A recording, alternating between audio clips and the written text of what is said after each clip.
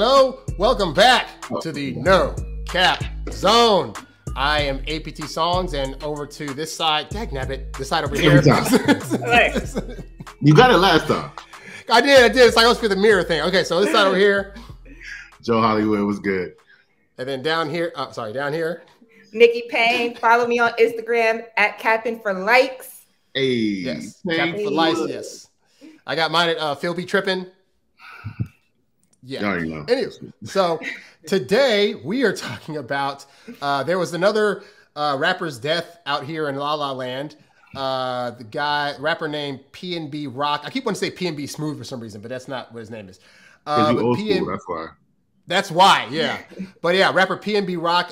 He was I used to say up and coming, but apparently he was very well known. But he was fatally shot at Roscoe's Chicken and Waffles in Los Angeles.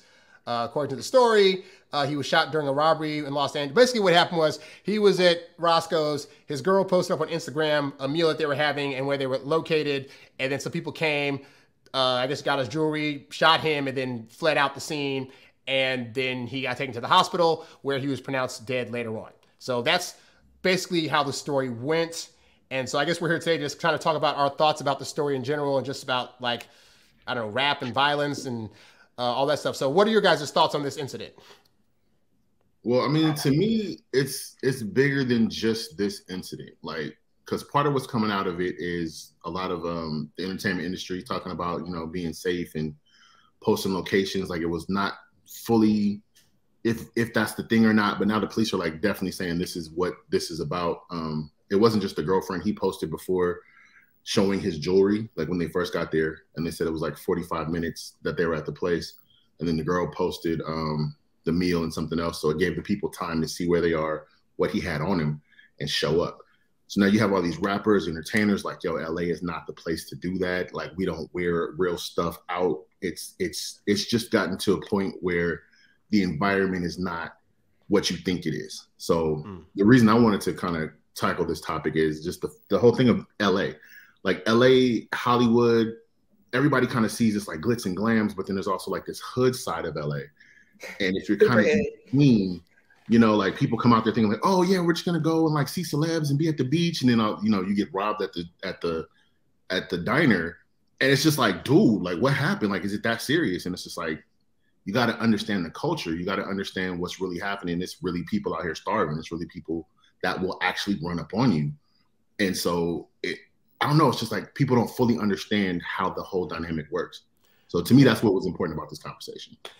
And it's true because I know I'm 13 years out here, but I remember when I first moved here, you and then also a friend of yours would tell me that like just because LA looks pretty in certain parts doesn't mean that things can't go down. Because I would go like through Inglewood or like through other neighborhoods that are like known to have trouble and be like, but it looks so nice. The houses look nice here. The trees around here look great. And it's like, but don't come around nighttime. You go at nighttime, you're like, oh, this is what they're talking about. I had no idea at the time, Yeah, as a female, I'm born and raised from LA. So I was living in View Park, which is literally like, it's like a wealthy Black neighborhood, but it's right across the hood, like the 40s and next to the 50s and 60s. So I was always around, gang members. I ain't even gonna lie. I even was getting into a little bit of trouble back in the day. So I understand, like, we'll talk about that later. Yeah. But I kind of understand like the average LA gang members mindset mentality because I've been around them. I've seen how they operate, and they have no problem running up on you. So, and I feel like now that especially California has such lax laws now that it's like catch and release. And there's reduced consequences for robbery, and even in was it Illinois? It's one of the Illinois. Like they basically, it's the purge. They're taking away bail, so all the way up to what is it, manslaughter? Yeah, just like any crime committed, they're just like, we're not going to. So it's going and then that are already locked up. So I guarantee, and you're going to see a massive increase in crime, and it's going to get out of hand because now criminals, they're going to know, oh, well, there's really no consequences, So as we saw ever since the whole lockdowns and coming out of that, and when they were getting away with rioting and looting, and they're breaking into stores all the time, constantly. There's constant videos coming out of people, getting assaulted, robbed, and there's no consequences. But people wanted less policing, and this is just the result of that. Now, this whole story does highlight how it's important not to keep posting what you have. I dress like a bum. When I go out, I ain't got no Prada, no Gucci, no nothing. Like, especially in LA, like, I'm not risking losing my life or getting robbed over a piece of jewelry that I'm likely going to lose my damn self, because I don't. You know what I'm saying? But yeah, LA is very, like, people are very materialistic. But yeah, you don't walk around with $100,000 chain. Stop showing your house. Some people don't even realize that the address is, we can see your address number, okay? Right? Because people do that. People do that zoom in, like, oh, we're gonna zoom in and see, like, oh, he got that little piece of paper, but it got a thing on it. We can know where he's at. Like, And then even applications, Snapchat, Instagram. Snapchat, you have to go into the settings to turn your location to ghost mode. Otherwise, it's automatically open. I can go on my phone right now, go into Snapchat, and see several people who live in Vegas right now, exactly where they're at. It's creepy. So like, it's too easy to track stuff. It's too easy to follow stuff. Like the internet and especially the phones are just making it to where your location is known. And it doesn't seem like, oh, that shouldn't be a big deal. Your friends know where you are. But it's like, no, if you're a celebrity, you're famous, you got thousands of people. You don't know all these people. But even sometimes your friends, it's like you don't really know what people's motivations are. Exactly. And so a lot of celebrities are like, never post where you are. They're always like, post where you were. So like if you are out eating somewhere, take the pictures. When you're leaving, hey, yeah, we just went to this spot, boom, post that as you're on your way to the next one. Which I'm like, we kind of knew that though. Like we've always been doing that. I had my friend Leo from he went to Hampton also, but like a few years ago he came out to California, and while he was out here, he was like posting up, about this and that. He's from Chicago. When he got back, his whole place had been robbed because people knew he wasn't home. So he said ever since then, he only posts after he's gotten back. And I always remember that, like, okay, like, I don't want people to know where I'm at. So I'll go on vacation. More often than not, if I post, it would be like more close towards the end of it. But like, people don't know where I live. But it's like, if they did, I'd be like, you ain't going to figure out that I'm out of town or that I'm at home. You want to rob me right now. Like, no. Exactly. It's just about being low key. It's just about not, doing too much. Like people want to floss. People want to like, hey, I'm doing this and doing that, which is cool. But just, you got to remember the world is crazy. And especially now, it's a lot more going on. And that's the thing too, like being from LA, you kind of grow up knowing things can get wild real quick. And it doesn't even have to look like a bad scenario. It can just turn. You can, like, we used to grow up, we go out to parties in high school and everybody's having a great time. And then like that, somebody starts shooting or a fight breaks out, or you got to get the hell up out of there, like right now. Or you knew certain areas you went to.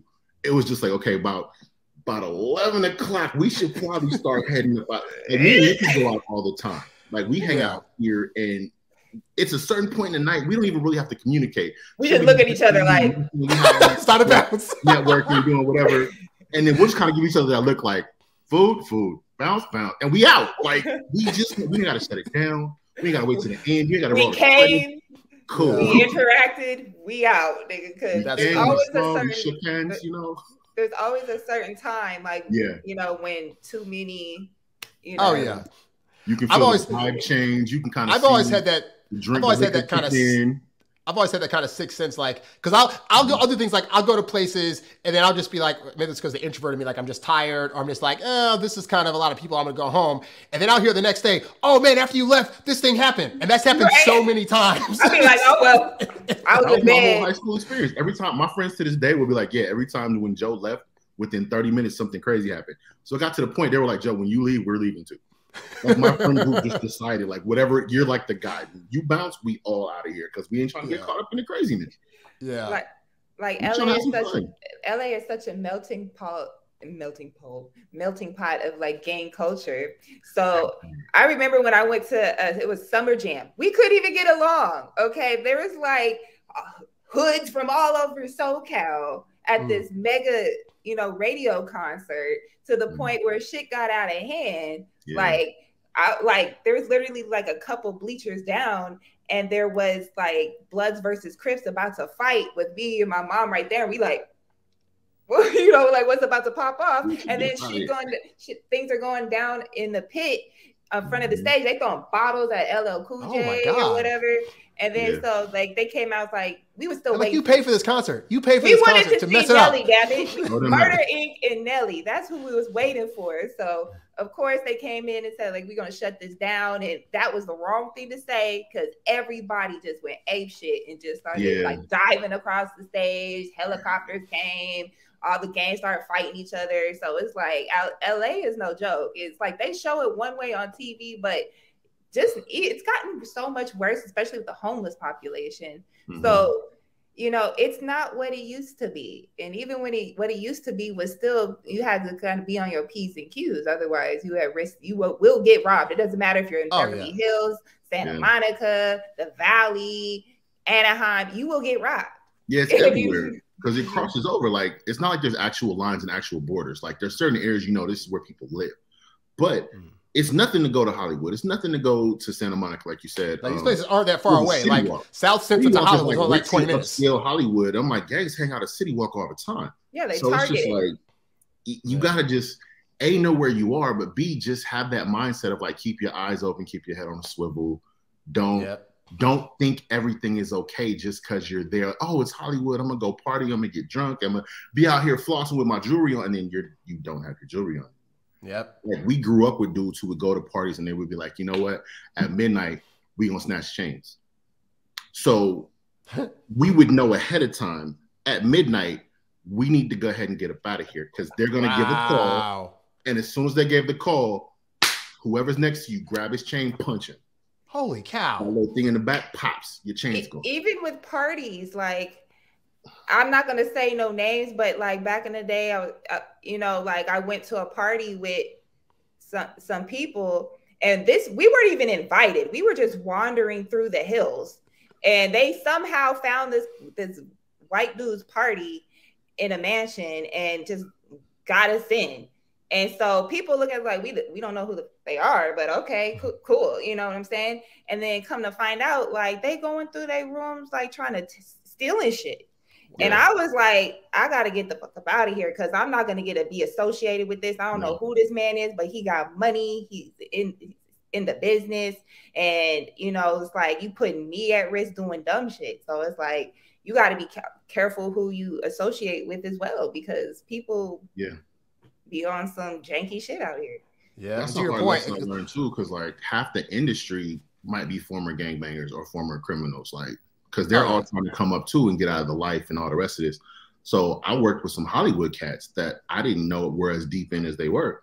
So the longer we work, I'm looking up like, yo, you got like real gang ties. Like this is some next level stuff. So now, next thing you know, you sitting in the middle of an environment that you wasn't ready to be in. Trying to like chase this Hollywood dream. That's why I'm like, it's not a set line. There's no like division between Hollywood and the hood. Like, no, LA is just a mix. Hollywood is a gang in itself. Like, well, to Nikki's point too, like, because you mentioned about View Park, it's like that's like the bougie, rich black part of town, but that's also where Nipsey Hussle's story is, where he got shot.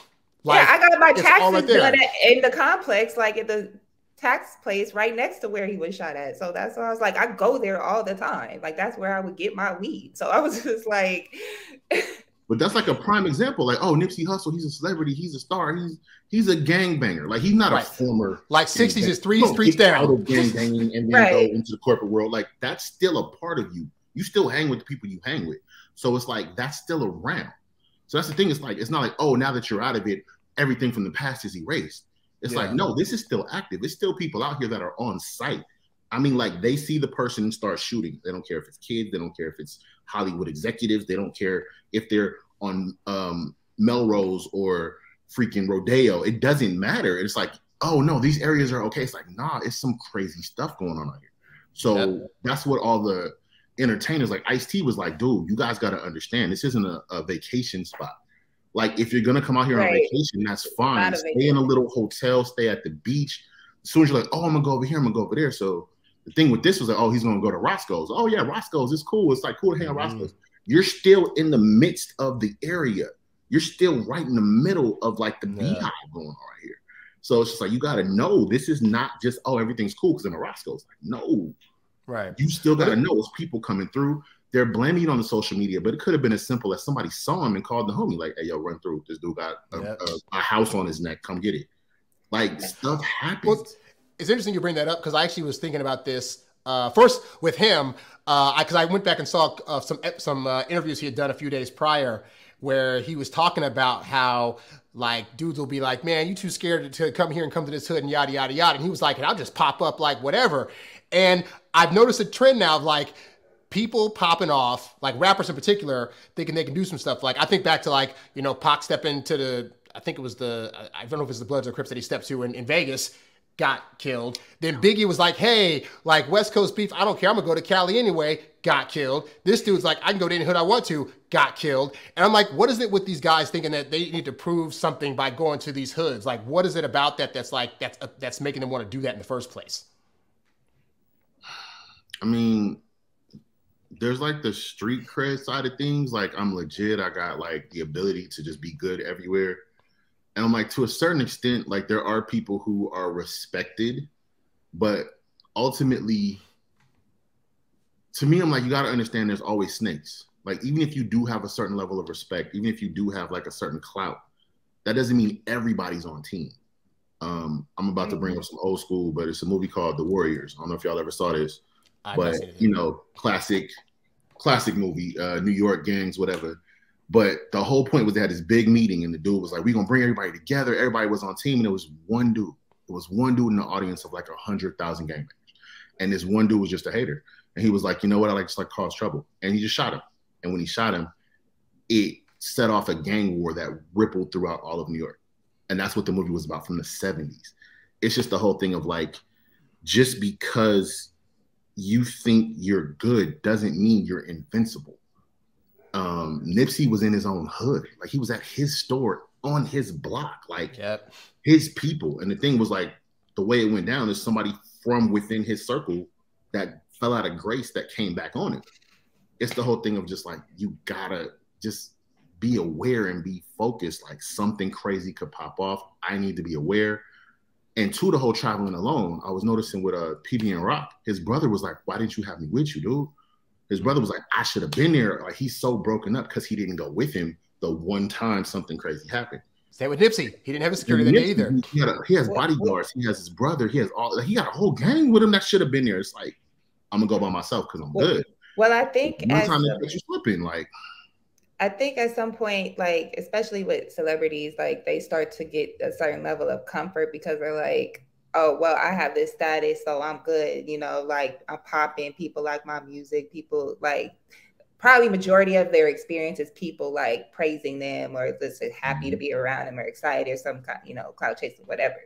But so, and also too, it can get tiring constantly have people around. Sometimes I can understand a man just wanting to go out and eat some fucking waffles and chicken with my baby mama. You know what I'm saying? But just make sure you ain't posting that you got jewelry. And, you know, now especially as friends and couples, let's just communicate that, hey, when we go here, please don't post or definitely don't tag and just wait until we leave. You know, because I understand social media has become so addicting to the point I even do it. Like I'll be posting my drink, my food, and whatever. But it's like but I'll take a bunch of content and then I'll post it later. Exactly. You know what I'm saying? Yeah. Or if I do post, I got this nigga with me. I got Joe. Joe is with me. So people tend to leave me the fuck up. Bodyguard, right? You know, like dead ass. Like I don't go out in Vegas by myself. Like so. When I do go out, I'm usually with Joe. So like, I have a weapon on me. Like I ain't playing. Wow, in Vegas too. Oh my god. Yeah, women get kidnapped all the time and trafficked out here. No, yeah, real talk. That's another one. Like ladies, you know, going out posting everything. It's like you never know. It could be that one fan, that one follower that's like, oh, let me go pull up, and it's just like it's too much craziness and it's unpredictable, and it's just a safety thing. The other one too is just letting your people know where you are. I've seen a lot of celebs posting about that too. It's like, oh, I'm grown, I'm gonna just go by myself. It's like, nah, you don't ever want to disappear. Nobody knew where you disappeared from. Yeah. So it's all thing like, oh, let me text my sister, my friend, my crew, like whoever, somebody like, hey, I'm about to roll through this spot. Like your family, your friends, people who care about you, you know, let them know what moves you're making, but not the public. Not just if you got, you know, 10,000, 100,000 followers, chances are one or two of them might be crazy. That's just how, like, very true. They're not all going to be A-okay. Like, it's a couple of haters in there too, and that's the whole point. Now, there are a lot of people like. We'll discuss, I guess, if this is fair or not, but there are a lot of people that are really like taking aim at his girlfriend or baby mama for even posting a picture. Some were trying to say like, oh, maybe she set him up or this and that. But the point is like, she's got to feel some kind of way, the fact that like, because she posted this thing, and we don't know if that's the reason people knew where he was at, but it looks like she posted this thing, these guys come. So I guess like, where do you think, does she have any responsibility at all? Do you think people are right or wrong for jumping on her about this? Like, what do you think? Well, me personally, I think they're being too harsh on her. I don't think she did it out of malice or to set her man up. Like, come on now, y'all crazy. She literally did what everybody, for the most part, does. She took a picture of her damn food. She's out with her boo. And maybe her mistake was tagging which one they were at, but she wasn't thinking. There's a lot. But she wasn't thinking at the time. Like, not everybody makes reasonable decisions. Because even sometimes I post some shit and I'll be like, why the fuck did I post that? And I go back and I delete it. You know what I'm saying? So, yeah. Like, why would she want to lose the father of her child? Yeah. That's ridiculous. So I think I think potentially, because someone seen him post earlier, see what he got on. She tagged the location because obviously they stalking the social media, and then they pulled up. Or like Joe said, maybe someone in the hood had seen him and had also seen the social media, was like, and hit up their people like, hey, come through, so and so over here. You know what I'm saying? The shady side works a lot of different ways. It's not like one mistake is the only thing. It's like accumulation of things. It definitely shouldn't all fall on her. So like, it was a mistake. And leave baby girl alone. Yeah. I don't think she was expecting, if I post this picture, things like, nobody's thinking they're gonna post a picture that's gonna result in somebody like getting killed. Like, that's just not a thought that goes to somebody's head. And it seems like that wasn't even the goal. Like, from everything that came out, it was supposed to be a robbery. They were just gonna steal the chain. I don't know what went wrong. I don't know if they just decided to. I don't know if they went in intentionally too. But that's another thing too. Who was it? It was a comedian. I can't think of who it was. But he was like talking about if you get robbed. And he was like, dude, if you get robbed, it's only one thing you need to say. Damn. And you just hand them the shit. Right. There's no bravado. There's no, I'm a tough guy. There's no, I'm going to do this or that. I'm going to come back and see. Shut the hell up and give them what they're asking you for. Because you already slipping. You already in a bad position. That's another one too. And I'm like, I kind of hate to bring it up on this level, but that was part of what's going on with the Nipsey situation. When you watched how the dude shot him and was starting to walk off, Nipsey kept talking.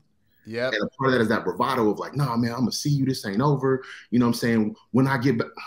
Yeah, I remember that. I was like, that you should have just faked out and just laid there until he was gone. Like, pretend like you win nothing for trying to you already on the ground. You ain't gonna fight him now. So you trying to say some extra stuff like, and I'm like, sorry, you're gone. The right thing is kind of like people talk and think there's no consequences to what they say.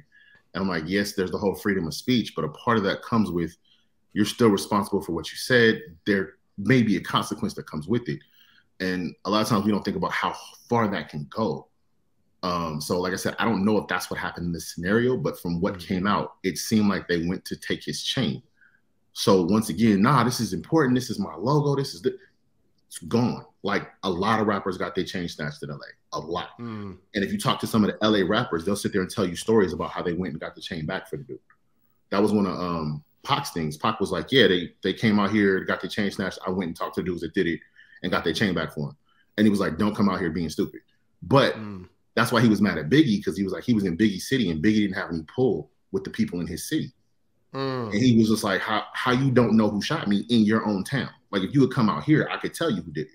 Right. And that's the type of vibe. It's like, these guys are really in the hood. They're really dealing with the people who are doing the dirt half the time. And so there's the other ones who are kind of faking it. And you hear about that too. Like, it's certain people that we're not going to name names on that like put it out there, huh? Name them. I ain't calling out names today. I don't need no extra beefs. But no, you'll hear people be like, no, they ain't really from the hood. No, we don't know them. And there's certain rappers that can't go to certain areas that they claim or that they talk about. Like, when you come to Hollywood, you stay over there in Hollywood. Like, well, I always wonder why, because like you go to your hotel and you go to hell back home, because you come out here, it's a problem. I've heard stories about like I know there were some stories about like Lil Wayne having to, check with people out here before you come out here and make sure he was good. I'm like, is that really a thing that you got to check with other people to make sure you can just come out and visit? Like, what's that about? But it's like, if you in that gang culture, it's like you coming out here to start some beef, you come out here to do some business stuff, like what the deal is. So I'm gonna give you a personal. Go ahead. I'm gonna give you a real one. Like, we actually dealt with this. I wasn't a part of this, but my people was doing a film and they were setting up to actually record. And as they were sitting there blocking everything and getting everything come up, dude ran up on him and was like, "Hey, look, what are you doing in my hood?" And he was like, "What are you talking about?" He was like, "You trying to film something in my hood? This is about my hood. You need to pay me." And he was like, "We already paid the permits in the city." He said, "Forget the city. You owe me. This is my story. This is my hood. If you want to tell about my hood, you run me $20K right now." And dude was like, "What are you talking about?" He said, "Okay, look, I'm going to tell you like this. If you don't want no problems on set, you don't have my money." And walked off. They shut production down. Because ain't risking it. You want problems on set? Wow. I'm just saying. How did dude even know that the film was happening and know where to go for that? Like, that blows my mind that they had that intel. You out there in public with a big ass camera and lights and directors and stuff. They're like, "You didn't clear this." No, we cleared it. We got the permits from the city. The city don't run this. The city means you won't get a ticket. This is more than a ticket. If we show up, it's a whole problem. None of y'all gonna finish this film. So you might want to run me my money if you're gonna film it. So that's why I'm like, it's not a game. These dudes is out there and they're for real, and they will pull up to you, let you know who they are, and what the tax is, what the toll is. I'm just like, dang, that's really happening. Okay, so moving on. We're gonna go back to Santa Monica with this. We're gonna tell some beach stories. Yeah. Don't get it twisted, because it's cats out there. Like Venice is not a game. Venice is real. You know what I'm saying? Like I'm from LA, but I was kind of like outskirts. I knew people, but I wasn't like in the midst of it. But I'm like, I went to school in Santa Monica. It was drama in Santa Monica. It was gang drama in Palisades, man. I went to Palisades. The Palisades? Oh my God. Like over here, it's everywhere. I'd be in my bubble, so I don't be seeing all this stuff. I just be like in my bubble. Then I hear about some stuff like that. And where like, I'm just here. So I got people. It's like, it's certain places I'm gonna go. Like, hey, my man, I'm headed over here. Is this an issue? No, not right now. You shouldn't do that. Got it. Cool. So we're not going over there today. And I mean, I'm telling you, like, cancel plans. We're not doing it.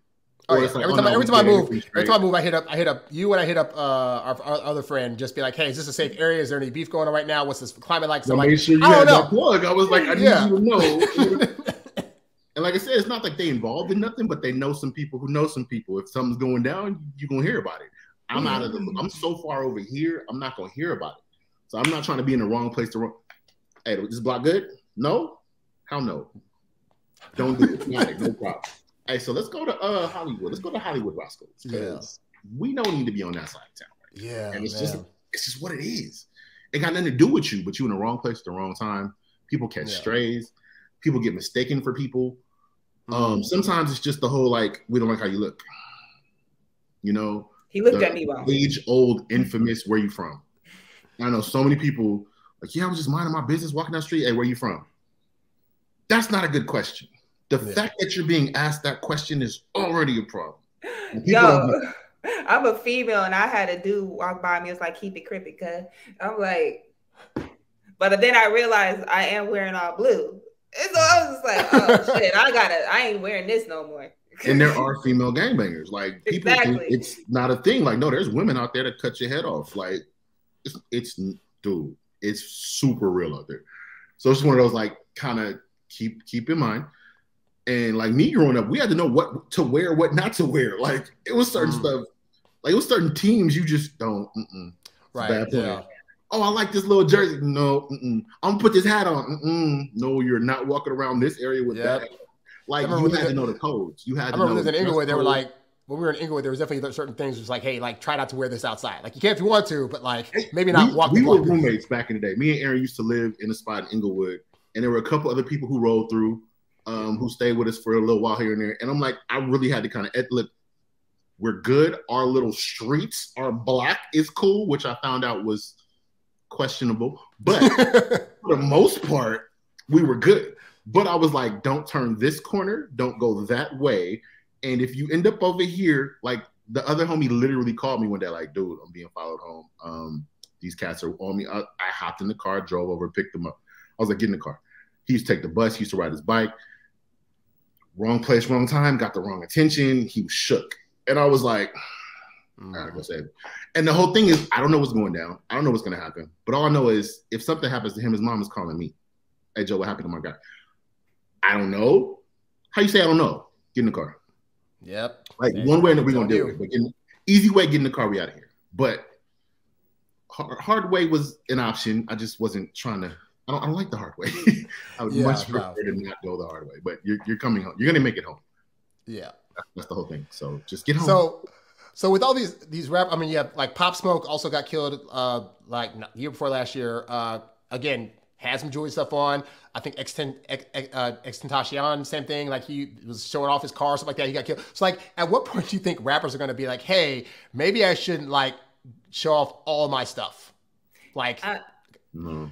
I don't think they're gonna stop because again, it's like this constant need to portray this wealthy lifestyle.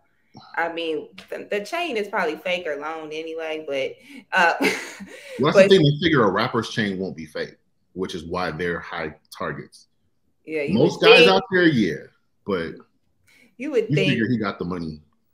But behind the scenes, you know, they ain't really balling like they are. So they're trying to give off this persona. But I mean, they just gonna keep portraying the lifestyle so they can keep making they money, or you know, selling the message that they're successful.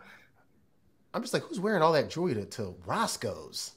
Like, right, to get some chicken. Like, I could see if you go to an award show or you're filming a music video or something like that. But just to be walking around with 50K, 800K, like even if a man was to give me like $1 million earrings, nigga, I'm not wearing those nowhere. Those are gonna sit in the box in a safe.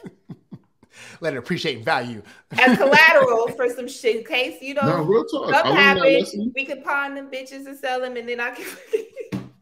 I never had no 100K in jewelry, but I had some real stuff for a minute. And I'm like, I had a pair of earrings that were like for real. My dumb ass lost one.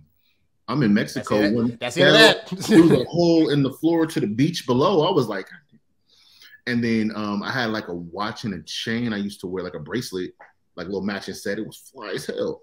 Somebody grabbed that up off me, like out the car. Like I don't like having stuff on all day, every day. And so I just had it in my car thinking, why would somebody take something out from under me? It just disappeared. I'm like, okay, this whole real jewelry thing is really frustrating. I don't like it. And what I found is most people aren't that's a lot to replace. If you have something shiny on, they're like, oh my God, that's so nice. It's a $10 watch, dog. I got it from Venice Beach. Oh, that's such a nice watch. All right. Like, it got to the point when I was even at Hampton, because at Hampton, I used to try to floss a little bit. I'd go to Venice Beach, get a watch for $10, literally $10 to $15, and come back and was like, oh my God, your watch is so, you want it? Here you have it, bro. No, bro, I can't take your watch. Dog, you got this. I go get another one, I go home. Like, it's $10. Like my ex, he would get like fake watches and chains all the damn time and be on the gram like flaunting like. It's just to get attention. As long as it's shining, people can bitches really be falling for it. So I'm just like. So that's something like that. It's no need to do the real jewelry thing. But even with that, like, I think it was Ice-T again. He was talking about, like, he tells his wife, like, don't wear your wedding ring when we go certain places. Go ahead, put that in the safe. Go ahead, put that in. Like, it's just, there's no point. You got a big ass diamond. Like, yeah, okay. Because I realized, like, meeting. But if we go in to just grab some, it's not worth even dealing with the eyes on you or the people trying to follow. People will follow you home. Oh, yeah, no, definitely. Not like that. And then just go wherever you go. When you get to the crib, pop up on you. Like, it's so many ways to catch people slipping that it's just. And I realized too, like, even like to the point, like the West Coast artists, like even in their videos, I don't really see them wearing a lot of jewelry. It might be like a chain, like a little like mini chain, or whatever. But like out in public, like you don't see pictures of the Dre, heck, Eminem. You don't see like Game, like none of them literally just out and about wearing jewelry like that because like. But you gotta remember, they grew up here. Like Dre grew up in Compton, Kendrick grew up in Compton. Like they know the cats who will run up on them. You feel me? Like by name. Like they're like, oh no, because I know he gonna come up. He's a problem. I see him out, like, so they're like, yeah, no, it's not even worth dealing with. Like, they can see them and be cool, but they know if they put too much temptation in front of them, your own people can turn. And it's just like, why? What's the point? Keep that in the bank. Go ahead and invest in another house. Go ahead and invest in a business somewhere. Let that appreciate. Me wearing it is not going to build value. It's going to depreciate versus I spend that same 100K on a vending machine company and let that go ahead and rock. And now it's worth 500K, and nobody's stealing that. Yeah, no that's not sexy. That's not shiny. That's just some food in a case. But it's making money. But that watch though, hey man, run that watch. Now I'm handing him a watch. What am I gonna do? There's a gun in my face. I'm telling y'all, there's people who think, oh, I'm tough, I'm this, I'm that, I done this, I done been shot. A gun in your face changes the conversation because it's immediate. It's right now. It's on off. You can be tough if you want. You're not tougher than a gun. I'm sorry. It's not a thing. It's an equalizer. She was talking about feeling safe out there. I'm like, that's a part of what the whole thing is. It's a big, strong dude. This is a taser. Your big, strong kind of goes away. Like, you're not as tough as you think. Steve Harvey said it best at one of the summer jams. It was a big buff dude, and he was on stage talking with, I think it was Lala at the time. And he was like, Lala, you got this dude, he wants your attention. He was like, Lala, get away from him, man. I was playing with you. And then he reached down to shake dude's hand. He pulled him. He said, you don't want to do that. I'm from the projects, dog. He said, I don't care how many muscles you got. Your eye is not in that good shape. Like, I'm going to do something to bring you down to size. And that's the stuff people don't think of. It's just like, you don't have to be tough. You don't have to be like big bravado. I'm this guy. Doesn't matter. Right now, I'm trying to get home safe. That means giving you this chain, giving you this watch. So be it. I took the L. My bad. Hopefully it's insured because it's 100K. But if not, I mean, maybe I can call Dre and see if he can make a phone call, get it back from me. I don't know. But I got caught slipping. You got it. If I have 100K in the chain, I should have 100K in the bank. So it didn't break me. It just sucks. But cars, purses, whatever. If somebody really robbing you, here. Like, don't get kidnapped. But stuff is not worth your life. And that's it really isn't. Like, just let it go. Let it go. Last question to the panel here. We've seen a lot of rappers that end up getting unalived, and then they have a stellar post-death career. I hadn't really heard much of this dude until he passed, and apparently he's had like videos on YouTube that got a lot of hits and stuff. So, do you think he'll have a decent enough post-death career to will people actually buy stuff in the store, or do you think it's going to just kind of be like, okay, he's gone, and then it's just kind of peters off? Well, I was surprised how big of a career Pop Smoke's had post death. It's amazing how much he's been able to sell and do and stuff since he's been dead. Yeah, even I'm not gonna lie, I wasn't aware of his name, but I've heard a lot of his music, and it's they're kind of like classics to me.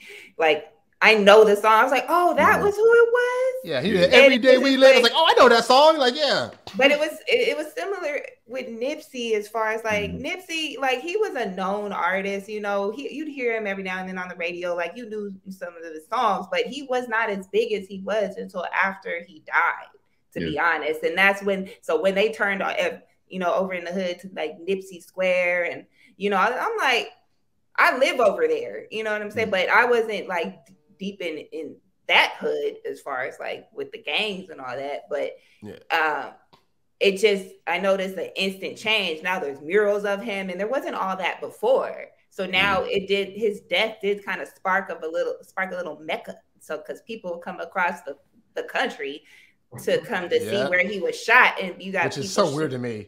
Yeah, right. It's so weird. Fascination, it's human. We have a fascination with that. It's the person's gone. We have to appreciate them. And I'm very much a fan of give people their flowers while they're alive. But I understand at the same time, it's that is a thing where we've seen it historically. You can take it back to Elvis and everybody else. It's when an artist dies, their stock goes up. Michael Jackson, Prince, it's they were already on top. And then once they die, they sell out. Everything they've ever owned is just gone. All the paraphernalia, the t-shirts, the albums, it's just people want a piece of what they're now missing. And so, the same thing's gonna happen here. A lot of people weren't listening to Nipsey until after. And I'm an Uber driver, so I have people in my car around that time talk about, you going to the funeral? I'm like, well, why? I don't know him personally, and they're shutting down the city. LA is a big ass city, so they're shutting down streets for his procession and all this. I'm just like, am I missing something? I didn't know he was this big, but now even white people in the car. With him, he was very much Cali famous. Everybody in Cali, in LA, because it's funny, my landlord lady was she does entrepreneurial stuff, and she was saying that she was supposed to meet with him 4 days after he had gotten shot to meet up with some kind of program they're doing for the city involving like children and stuff like that. So it's like people around here knew, just I guess outside of LA, like I always tell my mom, a rapper is not famous until you know who they are outside of me. So like she knows Lil Wayne's name. Okay, now he's famous. She didn't know Nip. Well, It's one of those like he was getting there, but he wasn't quite there at that point. He had a lot of love in LA, but LA spreads. And then also his home culture, either I think it was Eritrean or Ethiopian, like Eritrean, yeah. So they're everywhere. So he still had like worldwide fame. It was just niche, but it was still worldwide. So all of that came out, and then the death kind of like projected it into the mainstream. The thing with Tim too is he was political. He was business. Like he was switching from just rap into, like you said, helping the city fund programs and building buildings and stuff like that. So that's a part of why the city kind of like got involved. You have like the hood side, but you also have the political side, and everybody's there together. Like that's a unique individual that's across the board touching lives on both sides. So to me, that was part of why Nipsey jumped so much. And the thing too was the gang culture response. So I remember there was a whole march. They had basically like a 1 million man gang march go on right after, where I think it was all down Crenshaw. It was like everybody from every hood was out there, and I was like, yeah, he looks a little suspect. But it was like I was dropping off. I was dropping off hood dudes to go to the funeral. Oh wow! And I'm sitting there watching people I know posting on Instagram like, "Yo, we out here with Nick." I'm like, like, you coming out? In fact, I think I was dating this girl at the time. I was like, I need to go to your place today because I'm not trying to be in this neighborhood while this is happening because there's a lot traffic wise. I'm glad that they kept it peace. I'm glad that it was a beautiful scenario, but it was one of those like, this seems high risk. I'm not gonna lie. Yeah. By the end of the night, especially about like, oh, let's pour one out. Let's get that could go left real. That's why I was like, oh, it didn't. Thank the Lord. But it was one of those like, yeah, I don't know, guys, but yeah. So this one, I don't think it'll go to that level, but it's definitely going to have an impact. It's definitely going to push him to the forefront a little more. Like you said, we know his songs, but not everybody knew a lot about him. Now it's all over everywhere. So you're going to know his name. You're going to know who he is. You're going to know what songs he did. Yeah, he's going to have bios, and they're going to probably release music, new music that was never released and all that. So, I mean, definitely expect to keep hearing the name. And that's the other thing too. It's like with the family, the baby mom, all the rest of that. It's like she should be okay. She's gonna need a lot of therapy though, for real talk. Like, yeah, I was like, I'm never posting my location again. I just think like everybody go easy on her. Don't like just hound her. Don't sit there and blame her for like. I'm sure she blames herself enough. You know what I'm saying? Like it's not one of those things. It's just like it sucks, and it sucks that the world is like this. But I'm like, she didn't pull the trigger. You know what I'm saying? Like she wasn't the one who did it. So lay off of her. The brother's the same way. The brother's like, I should have been there. I should have been like, that's how humans are. We want to be there for people we care about. And if something happens, we feel it. So I'm like, I feel for them. I feel for the family. But as far as everybody else, like everybody has an opinion. Everybody wants to talk, and it's hard to shut it out. It just is. And that just might need to be what happens. But for the most part, everybody just like, shut the hell up. Like don't sit there and add extra stress to this family in the midst of this crisis. That's how I feel about it. But Yeah. Well,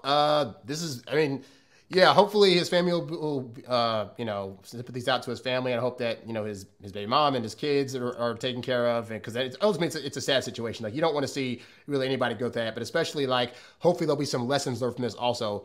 Hopefully somebody learned lessons of this, of like, knowing what kind of things to post and not post, and just like I said, gang culture is no joke, guys. So don't think, because there's some rappers that like they want to be like, oh yeah, I'm this and that, I'm still repping this.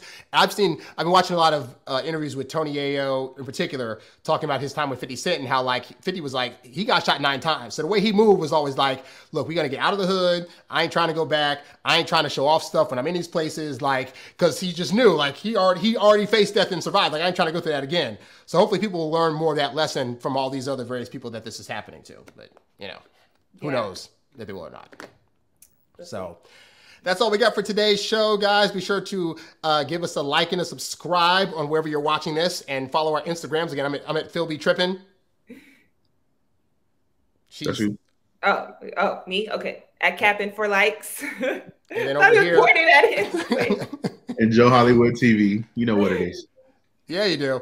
So yeah, that's it. This has been No Cap Zone. We will catch you guys on the next one. We're out. Peace.